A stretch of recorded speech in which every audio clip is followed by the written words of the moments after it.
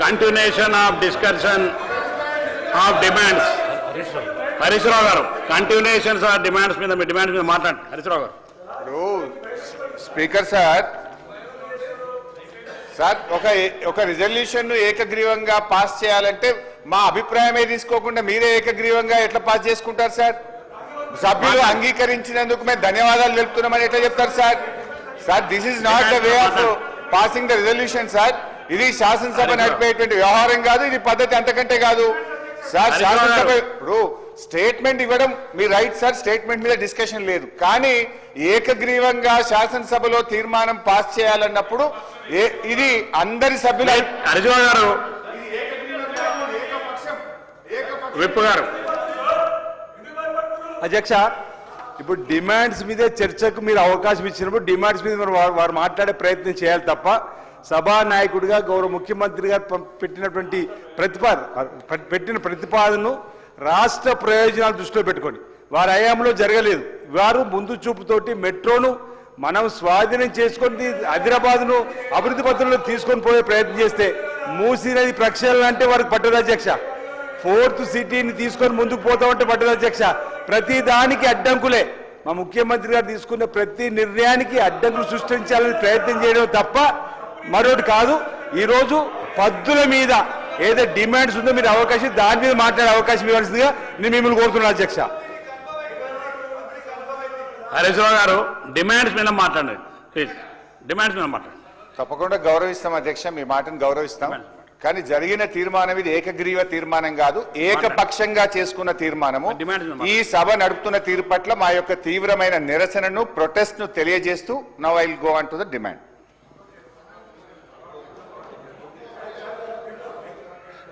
అధ్యక్ష, ఈరోజు డిమాండ్స్ మీద మాట్లాడడానికి అవకాశం ఇచ్చినందుకు మీకు ధన్యవాదాలు తెలియజేస్తూ, అయితే ఈరోజు నేను మైనింగ్ డిపార్ట్మెంట్ మీద మా కొత్త మంత్రి గారు వివేక్ గారు అయినారు, వారికి శుభాకాంక్షలు. అయితే మైనింగ్ డిపార్ట్మెంట్ మీద నేను ఈరోజు ఈ డిమాండ్ మీద మాట్లాడాలనుకుంటున్నా. మిగతా డిమాండ్స్ మీద మా గౌరవ సభ్యులు మాట్లాడతారు అధ్యక్ష. ఇకపోతే అధ్యక్ష, ఈ మైనింగ్ డిపార్ట్మెంట్ అనేది చాలా ముఖ్యమైనటువంటి డిపార్ట్మెంటు. రాష్ట్ర ప్రభుత్వానికి 2 రకాల ఆదాయాలు ఉంటాయి. ఒకటి ట్యాక్స్ రెవెన్యూ, రెండవది నాన్ ట్యాక్స్ రెవెన్యూ. సో ఇందులో ఈ మైనింగ్ డిపార్ట్మెంట్ ద్వారా వచ్చేటువంటి ఆదాయం it's a non tax revenue. రాష్ట్ర ప్రభుత్వ ఖజానాకు మరి ఆదాయం వచ్చేటువంటి ఇటువంటి శాఖల్లో అధికారులు కానీ ప్రభుత్వం కానీ ఎంత జాగ్రత్తగా పనిచేస్తే మన ఖజానాకు అన్ని డబ్బులు సమకూరుతాయి. ఈ ప్రజల సంక్షేమం కోసం, అభివృద్ధి కార్యక్రమాల కోసం ఆ నిధుల్ని వినియోగించేటువంటి అవకాశం ఉంటుంది. కానీ ప్రభుత్వం అధికారులు నిర్లక్ష్యంగా వ్యవహరిస్తే రాష్ట్ర ఖజానాకు తూట్లు పడేటువంటి అవకాశం ఉంటుంది, రాష్ట్ర రెవెన్యూ తగ్గుముఖం పట్టేటువంటి అవకాశం ఉంటుంది. అయితే ఈరోజు నేను ముఖ్యంగా మన మైనింగ్ శాఖలో ఈ రాష్ట్రంలో పెద్ద ఎత్తున అవినీతి జరుగుతూ ఉంది, పెద్ద ఎత్తున కుంభకోణాలు జరుగుతూ ఉన్నాయి, రాష్ట్ర ప్రభుత్వ ఆదాయానికి పెద్ద ఎత్తున గండి పడతా ఉన్నది. నేను ఏం మాట్లాడినా ఆధారాలతోని, డాక్యుమెంట్స్తోని ప్రభుత్వానికి మేలు జరగాలి, రాష్ట్ర ఖజానాకు తూట్లు పడద్దు, రాష్ట్ర ప్రజలకు నష్టం జరగద్దు, ఇది వ్యక్తుల కోసం కాదు, ఈ వ్యవస్థ ప్రజల కోసం అనేటువంటి దాని మీద నేను మాట్లాడేటువంటి ప్రయత్నం చేస్తా ఉన్నా. గౌరవ మంత్రి గారికి నేను అన్ని డాక్యుమెంట్స్, అన్ని పేపర్లు కూడా వారికి సబ్మిట్ చేస్తాను. కానీ ఈరోజు రాష్ట్రంలో ఏం జరుగుతుందంటే అధ్యక్ష, హైదరాబాద్ నడిబొడ్డునే ఇవాళ మన నగరాన్ని ఆనుకొనే పెద్ద ఎత్తున అక్రమంగా మైనింగ్ వ్యాపారాలు జరుగుతూ ఉన్నాయి అధ్యక్ష. ఎట్లా ఉందంటే కంచె చేను వేసిన విధంగా ఈ రాష్ట్రంలో వ్యవహారాలు నడుస్తూ ఉన్నాయి అధ్యక్ష. రక్షకుడే భక్షకుడైతే ఏం జరుగుతుందో అలాంటి పరిస్థితి ఈరోజు రాష్ట్రంలో మైనింగ్ శాఖలో జరుగుతూ ఉంది అధ్యక్ష. అందువల్ల నేనేమంటున్నా అంటే మంత్రి గారు, ఇది విమర్శలాగా కాకుండా, రాజకీయంగా కాకుండా మనందరం కలిసి రాష్ట్ర ప్రభుత్వ ఆదాయాన్ని కాపాడాలి. మనమందరం కూడా మనము ఈ రాజ్యాంగ పరిరక్షకులుగా ఈ శాసనసభలో ఉన్న మనము, ఈ శాసనసభలో రాజ్యాంగం మీద ప్రమాణం చేసిన మనము ఈ రాష్ట్రం కోసం, రాష్ట్ర ప్రజల కోసం కాపాడాలి, పనిచేయాలి. ఈ రాష్ట్రానికి వచ్చే ప్రతి పైసను కూడా కాపాడవలసినటువంటి బాధ్యత మనందరి మీద ఉంది. సరే, ప్రధాన ప్రతిపక్షంగా ప్రభుత్వం ఫెయిల్ అయినప్పుడు, ప్రభుత్వం తప్పిదాలకు పాల్పడ్డప్పుడు ఎత్తి చూపడం అనేటువంటిది మా బాధ్యత. దాని విమర్శగా కాకుండా సద్విమర్శగా తీసుకొని అవి సరిచేయడం ద్వారా మనమందరం అది స్వపక్షమా విపక్షమా అధికార పక్షమా ప్రతిపక్షమా అనేటువంటి తారతమ్యం లేకుండా అందరం కూడా ఈ రాష్ట్రం కోసం పనిచేయాల్సినటువంటి బాధ్యత మన మీద ఉన్నది. అయితే ఈరోజు మన రాష్ట్రంలో విపరీతమైనటువంటి ఖనిజాలు ఉన్నాయి. ఖనిజ ఆదాయం ఇయర్ ఆన్ ఇయర్ పెరుగుతూ పోతుంది. కొత్త కొత్త పాలసీస్ కూడా మనం తెస్తున్నటువంటి విషయం కూడా మనందరికీ తెలుసు. కానీ ఈరోజు హైదరాబాద్ నడిబొడ్డున జీవో 111 ఉల్లంఘన, రూల్స్ లేవు, పర్మిషన్స్ లేవు, దర్జాగా దందాలు జరుగుతూ ఉన్నాయి. మరి దీని మీద ఎందుకు ప్రభుత్వం సైలెంట్గా ఉందనేటువంటి విషయం మాకు అర్థం కావడం లేదు. మరి ఎందుకంటే రక్షకులే భక్షకులైతే అని ఒక మాట మాట్లాడాల్సినటువంటి పరిస్థితి ఏర్పడ్డది. అంటే పాలకులే మరి ఇక తూట్లు పొడిస్తే ఇంకా ఎవరు కాపాడగలుగుతారు అధ్యక్ష? అందువల్ల నేను ఆ విషయాల్లోకి ఇప్పుడు now I'm coming to the topic. For every of my word I have a document. ఇది ప్రభుత్వ డాక్యుమెంట్ల ఆధారంగా మాట్లాడుతున్న తప్ప వేగ్గా నేను అసలే మాట్లాడడం లేదు. అయితే ఈ రాష్ట్రంలో అధ్యక్ష ముఖ్యంగా హైదరాబాద్ నడిబొడ్డున డీజిల్ జనరేటర్ల మీద క్రషర్స్ నడుస్తూ ఉన్నాయి. నేను ఎందుకంటున్నా డీజిల్ జనరేటర్ మీద ఎందుకు క్రషర్ నడుస్తున్నాయి? మన స్టేట్ యొక్క మైనింగ్ రూల్స్ 2000 యాక్ట్ కానీ మీ ప్రభుత్వం కూడా ఒక జీవో తెచ్చింది, GO number 26 Telangana stone crusher rules 2025. కొత్తగా అధికారంలోకి వచ్చిన ప్రభుత్వం కూడా జీవో 26 ద్వారా కొత్తగా ఈ రాష్ట్రంలో ఎవరైనా స్టోన్ క్రషర్ పెట్టాలంటే ఎలాంటి నియమ నిబంధనలు పాటించాలో మీ ప్రభుత్వమే ఒక జీవో కూడా తెచ్చింది. మన చట్టం, మైనింగ్ చట్టం, మన దగ్గర ఉన్నటువంటి చట్టం కూడా ఏం చెప్తుంది? అటు మైనింగ్ చట్టం ఇయర్ 2000గా 1966లో వచ్చిన మైనింగ్ చట్టం కావచ్చు, అదేవిధంగా మీరు ఇచ్చినటువంటి జీవో నంబర్ 26 కావచ్చు. ఎవరైనా ఒక స్టోన్ క్రషర్ పెట్టాలంటే అధ్యక్ష మినరల్ డీలర్ లైసెన్స్ ఉండాలి. ఆ క్రషరు 50,000 రూపాయలు కట్టి రిజిస్ట్రేషన్ చేసుకోవాలి. 3 ఆ క్రషరు ఇండస్ట్రీస్ డిపార్ట్మెంట్ నుంచి అనుమతి తీసుకోవాలి. 4 మన తెలంగాణ పొల్యూషన్ కంట్రోల్ బోర్డు నుంచి క్రషర్ పెట్టడానికి CFE కాన్సెంట్ ఫర్ ఎస్టాబ్లిష్మెంట్ తీసుకోవాలి. 5 ఆ క్రషర్ ఆపరేషన్ చేయడానికి పొల్యూషన్ కంట్రోల్ బోర్డు నుంచి CFO consent for operation certificate తీసుకోవాలి. 7వది వాళ్ళు ఎంట్రీ ఎగ్జిట్ లాగ్ బుక్స్ పెట్టి ఎంత మినరల్ లోపలికి వస్తుంది, ఎంత మినరల్ బయటకు వెళ్తుంది, డైలీ రికార్డ్స్ మెయింటైన్ చేసి నెలవారీగా ఆ జిల్లా మైనింగ్ అధికారికి రిపోర్ట్ సబ్మిట్ చేయాలి. ఇట్లా 7-8 నియమ నిబంధనలు ఉన్నాయి. అయితే నేను చెప్తున్నటువంటి సంస్థలు 7-8 నియమ నిబంధనలో ఏ నిబంధన కూడా పాటించడం లేదు. They don't have CFE, they don't have CFO, they don't have industrial department permission, they don't have registration, they don't have electricity connection. So electricity connection ఎందుకు చేస్తున్నారు? విద్యుత్ శాఖ వాళ్ళు ఒక క్రషర్కు కనెక్షన్ ఇవ్వాలంటే ఏమడుగుతారు? నీ రిజిస్ట్రేషన్ చూపి, నీ CFE చూపి, నీ CFO చూపి, ఇవి నీ మినరల్ డీలర్ లైసెన్స్ చూపి. అవేవి లేనప్పుడు ఏమవుతుంది? ఎలక్ట్రిసిటీ వాళ్ళు కనెక్షన్ ఇవ్వరు.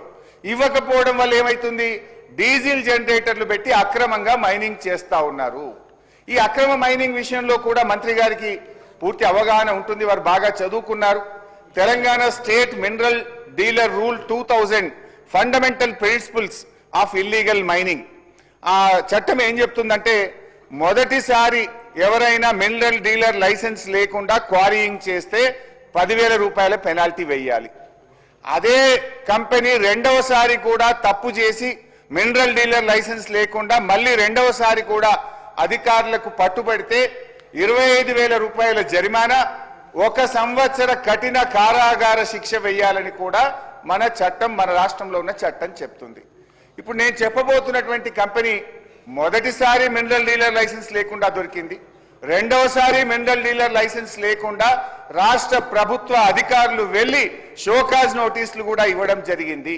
మరి 2 సార్లు కూడా లైసెన్స్ లేకుండా యథేచ్ఛగా హైదరాబాద్ నడిబొడ్డున ఈ రకంగా క్రషర్లు నడుస్తా ఉంటే రాష్ట్ర ప్రభుత్వం ఏం చేస్తుంది అనేటువంటి ఆవేదనతో నేను చెప్తా ఉన్నా.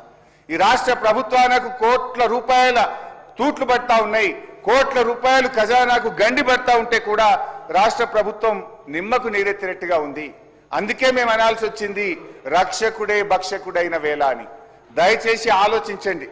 నేను మొత్తం క్రొనాలజికల్ ఆర్డర్లో సిరీస్ ఆఫ్ ఈవెంట్స్ కూడా నేను ఈ ప్రభుత్వానికి మీ ద్వారా ఈ సభ దృష్టికి రాష్ట్ర ప్రజల దృష్టికి కూడా తేవాలనుకుంటున్నాను అధ్యక్ష.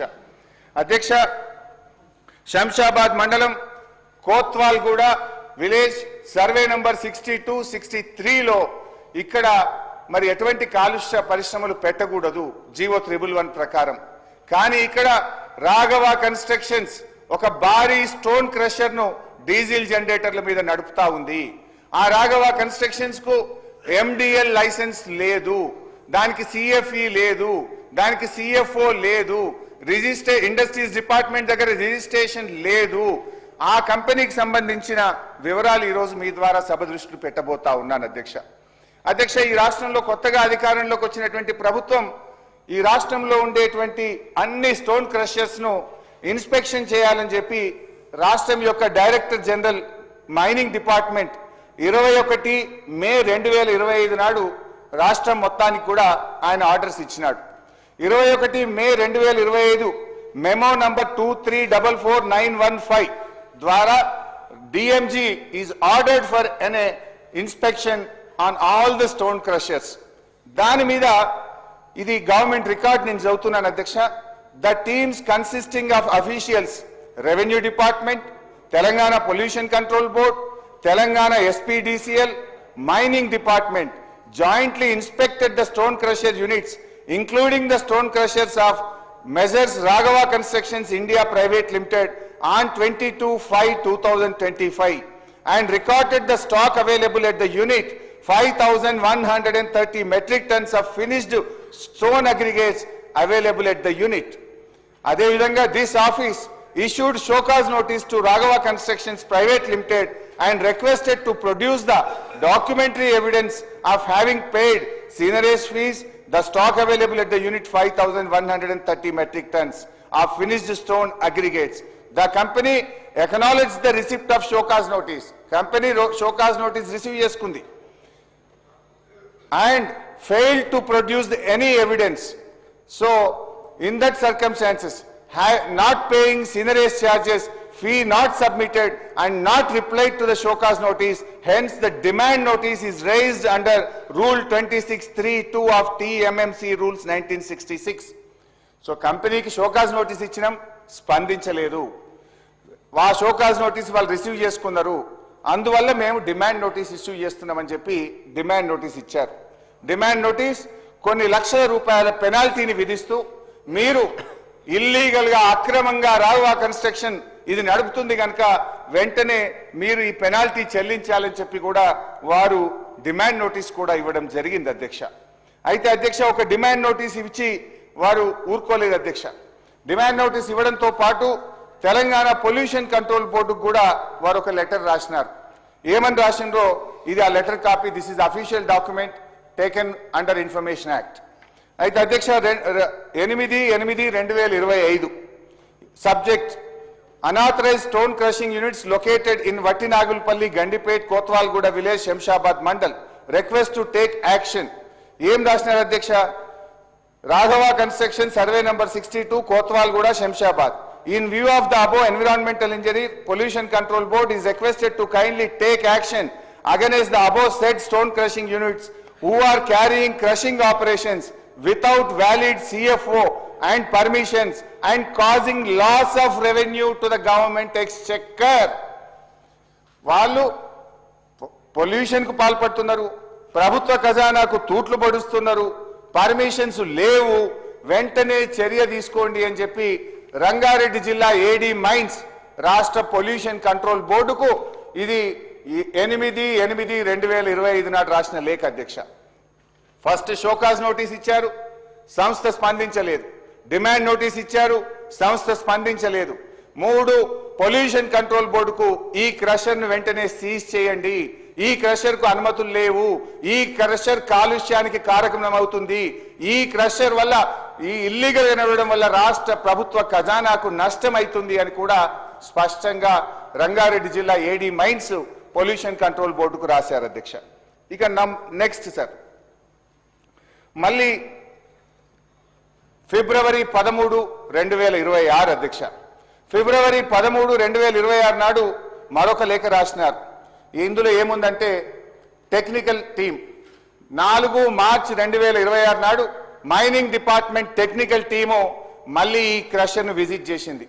ఈ క్రషర్ను విజిట్ చేసి 13వ తారీఖు నాడు 2వ షోకాజ్ నోటీస్ను ఈ రాఘవ కన్స్ట్రక్షన్స్ కు మైనింగ్ అధికారులు ఇవ్వడం జరిగింది.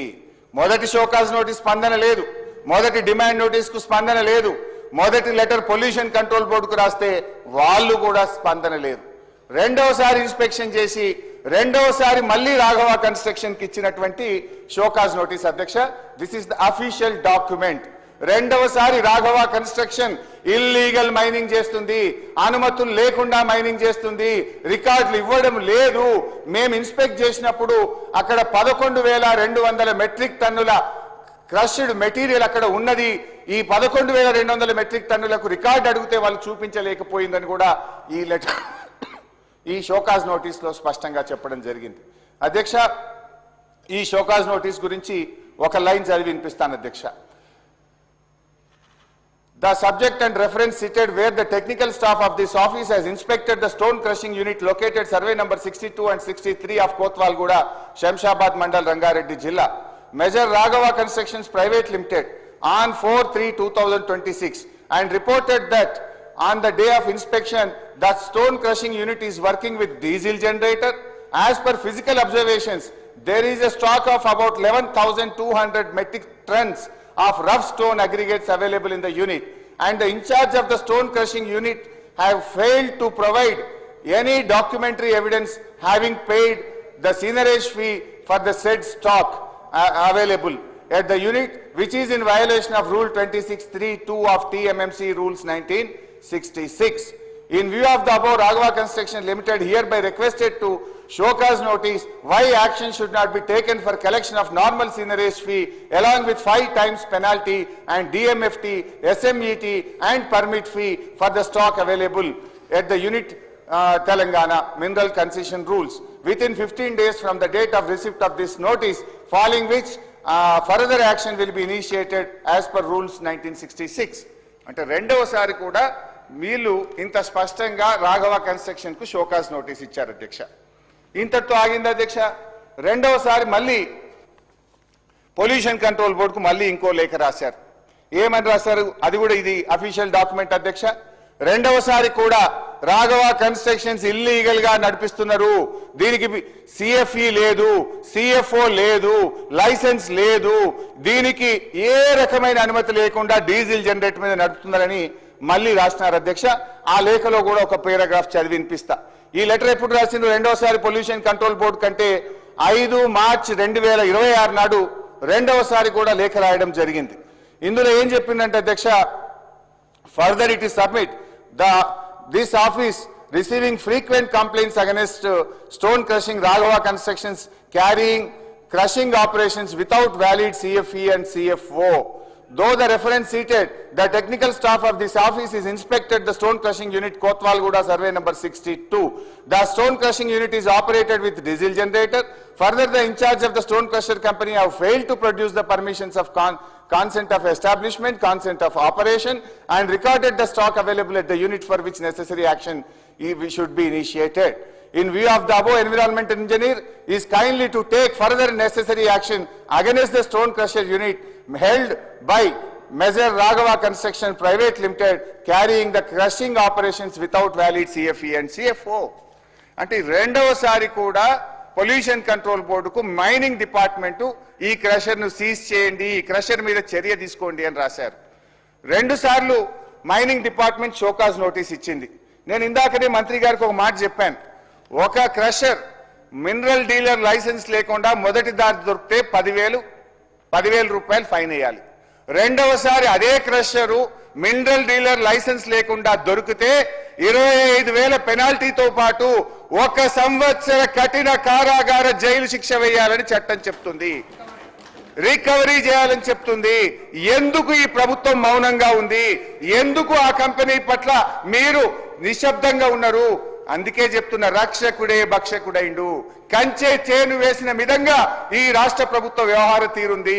ఈ రకంగా మీరు అక్రమ క్రషర్లు నడుపుతా ఉంటే అధ్యక్ష నేను అధ్యక్ష వారు మాట్లాడే మాటలు లేదా అధ్యక్ష రక్షకుడే భక్షకుడే అయింది ఆ 10 ఏళ్లలో వాళ్ళ అధ్యక్ష. ఈరోజు పద్దులపై మాట్లాడడానికి మీరు అవకాశం ఇచ్చారు, కానీ వారు అక్కస్తో మాట్లాడుతారు. ఒక రాఘవ కన్స్ట్రక్షన్ మీదనే ఈరోజు వారు తప్పులు చేసి ఉంటే పై అధికారి ఫిర్యాదు చేయమని అధ్యక్ష. అది లేలే అధ్యక్ష, మీరు అక్కస్తోని మాట్లాడుతున్నట్టుగానే ఉంది. రాఘవ కన్స్ట్రక్షన్ మీద మీరు అక్కస్తో మాట్లాడుతున్నది. ఒకవేళ రాఘవ కన్స్ట్రక్షన్ వారు ఎవరు పొరపాటు చేసి ఉంటే వారిపై పై అధికారులు ఫిర్యాదు చేసుకునే అవకాశం ఉంటుంది. ఇక్కడ ఒకవేళ మీరు పద్ధతిలో మాట్లాడుతుంటే ఉటంకించండి, కానీ వారు మాట్లాడిన ఇంచుమించు మీరు అవకాశం ఇచ్చినా 15-20 నిమిషాలు ఒకే కంపెనీ మాట్లాడుతుందంటే వారు వ్యక్తిగత ద్వేషంతో మాట్లాడుతున్నట్టు ఉంది అధ్యక్ష. రూల్ పొజిషన్ చెప్పుతుందా లేదు ఒకసారి మీరు చూడండి. ఇది కరెక్ట్ కాదని నా ఆలోచన. ఈరోజు మీరు పద్ధతిలో మాట్లాడండి. ఆ సందర్భంగా ఆ కంపెనీ వల్ల ఏదైనా వాతావరణ కాలుష్యం జరిగింది, ఆ కంపెనీ చట్టాన్ని ఉల్లంఘించింది, ఒక పదవి తీసుకోండి, పై అధికారులపై ఫిర్యాదు చేయండి. కానీ ఈరోజు సభను తప్పుదో పట్టించే సభలో ఈరోజు ఒక కంపెనీని ఒక ఎవరిపైన ఆరోపణ చేసే విధంగా చేయడం ఈ సభ కాదు అధ్యక్ష. మీరు మైక్ ఇస్తున్నారు, మైక్ ఇచ్చిన ప్రతిసారి రాజకీయం చేసేటువంటి ప్రయత్నం తప్ప మరొకటి కాదు. రక్షకులు ఆ 10 ఏళ్ళలో భక్షకులు అయితేనే కదా అధ్యక్ష, వాళ్ళు అక్కడ కూర్చోబెట్టి మమ్మల్ని ఇక్కడ కూర్చోబెట్టారు. ఆ 10 ఏళ్ళలో రక్షకులు భక్షకులు అయ్యారు కాబట్టి ప్రజలు మమ్మల్ని గుర్తించారు. ఇంకా ఇప్పుడు రక్షకులు భక్షకులు అంటే ఏంది అధ్యక్ష? వీళ్ళు అరే ఈరోజు మా ముఖ్యమంత్రి గారు గుడి కడదామంటే గుడి కట్టద్దు అంటారు. అరే పోయి ట్రిబ్యునల్లో ఫిర్యాదు చేస్తారు. అరే ఇదే పద్ధతి అధ్యక్ష. ఈరోజు క్రీడా పోటీలు పెడదామంటే మీ క్రీడా పోటీలకు రావంటారు. ఏదో డ్రగ్స్ పార్టీ, క్లబ్ కల్చర్, ఏదో ఫామ్ హౌస్ కంటే ఉరుకుతారు. మా ముఖ్యమంత్రి గారు ఏం చేస్తున్నారు అధ్యక్ష? ఏదో క్రీడలు ప్రోత్సహించే విధంగా సీఎం కప్ తో చేస్తున్న సందర్భం ఆ క్రీడలంటే కూడా ఈ విధంగా ద్వేషంతో మాట్లాడితే ఎట్లా అధ్యక్ష?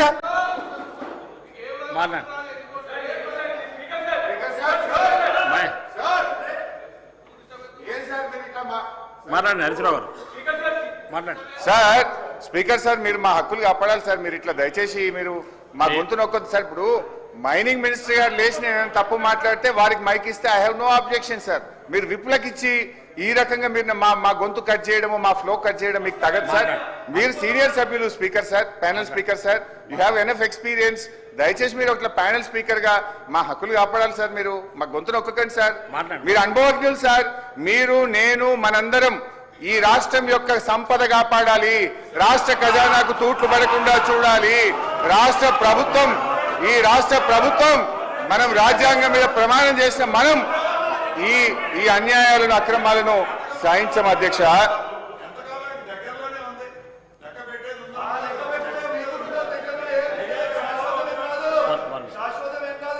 మైనింగ్ మినిస్టర్ గారు.